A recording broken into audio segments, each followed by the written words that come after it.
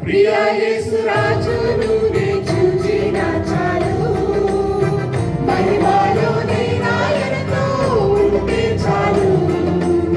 నిత్యమైన మోక్ష గృహమునందు చేరి నిత్యమైన మోక్ష గృహమునందు చేరి భక్తుల గుంపులో హర్షించిన చాలు భక్తుల గుంపులో హర్షించిన చాలు ప్రియా యేసు రాజును నే చూచిన చాలు